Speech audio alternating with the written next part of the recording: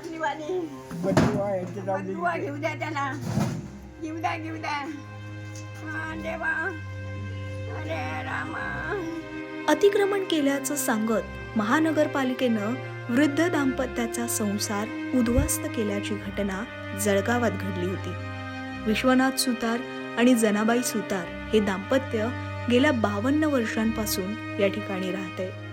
महानगरपालिकेमध्ये पाणीपट्टी आणि घरपट्टीचा टॅक्स सुद्धा ते अनेक वर्षांपासून भरत आले आहेत. मात्र महानगरपालिकेमधील कर्मचारी महेंद्र शर्मा यांनी या जागेवर दावा केला आहे की ही जागा माझ्या मालकीची असून या ठिकाणी हे दाम्पत्य अतिक्रमण करून राहते.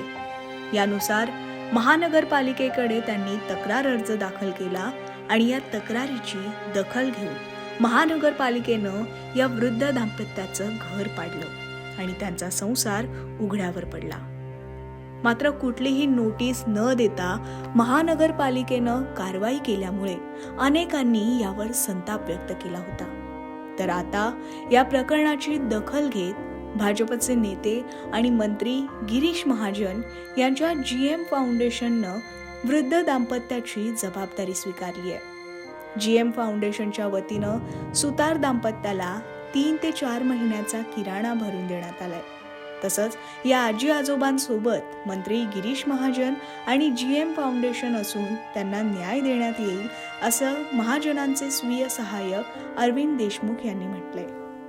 आजीबाबांना जो त्रास दिला म्हणजे अतिशय अमानवीय कृत्यच आपल्याला म्हणावं लागेल. जळगाव शहरामध्ये अशी कोणी लँड माफियागिरी करत असेल आणि काही लोकांना बेघर करत असेल तर ती बिलकुल दादागिरी सहन करून घेतली जाणार नाही. माननीय नामदार गिरीश भाऊंच्या माध्यमातून निश्चितपणे त्यांना योग्य ते त्यांच्यावर कारवाई करण्यासाठी आम्ही प्रयत्न त्या ठिकाणी करू. कारण कायदा आहे. आता या ठिकाणी जर यांनी अतिक्रमण केलं असेल तर महाराष्ट्रात पुनर्वसन कायदा आहे, त्या कायद्याची अंमलबजावणी त्या ठिकाणी करायला पाहिजे होती. खरं म्हणजे यांचं कुठल्याही प्रकारचं कागदोपत्री कुठल्याही प्रकारची नोटीस न दिलं डायरेक्ट घर खाली करणे आणि या बाबांचे जितके अश्रू या लोकांनी म्हणजे खरं तर देवच याला योग्य तो न्याय देणार आहे. मात्र या अमानवी कृत्याचा आम्ही निषेध करतो. या शहराचे आमदार राजूमामा भोळे हे या आजोबाबासोबत आहे, आम्ही या ठिकाणी सोबत आहोत. निश्चितपणे भविष्यात कुठल्याही प्रकारची त्यांना त्रास होणार नाही याची जबाबदारी आम्ही घेतलेली आहे.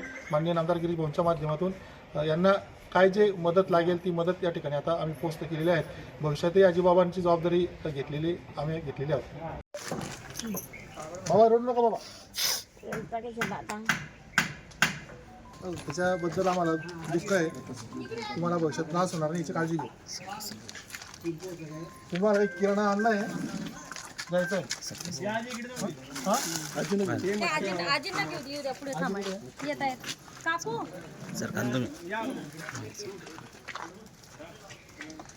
किराणा आणलाय बाबा. आजी गिरीश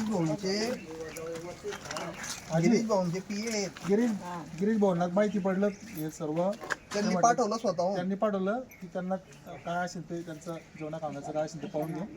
किराणा आणलाय तुम्हाला महिना 2 महिने तुम्हाला ते लागला